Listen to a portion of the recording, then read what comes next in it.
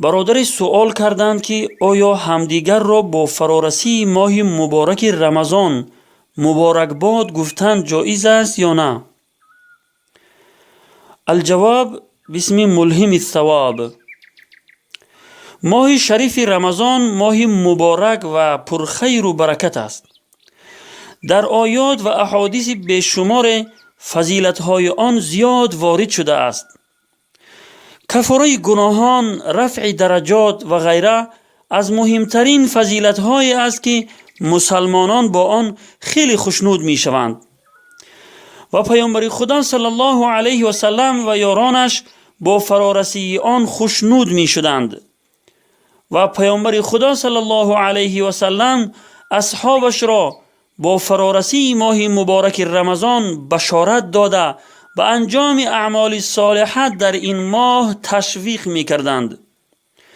پس وقتی که مسلمانان با فرارسی ماه مبارک رمضان خوشنود شوند و با اظهار خوشحالی همدیگر را با فرارسی این ماه پرخیر و برکت و بخشش گناهان تبریک و مبارک باد گویند، جایز است و باکی ندارد، چون که اصل آن از سنت رسول الله صلی الله علیه و سلم و یارانش رضی الله عنهم ثابت است.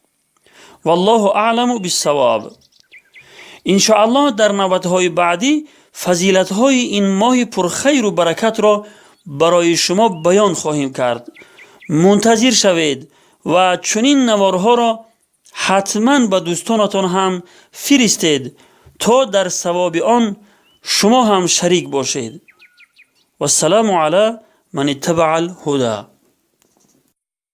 روزداری حکم شرع و سنت است، جزو رکن دین برای امت است. 11 ماه غرق بودی در گناه، فرصت است 1 ماه که برگردی به راه. با طلوع عطر ماه رمضان شکر کن شکر خدا.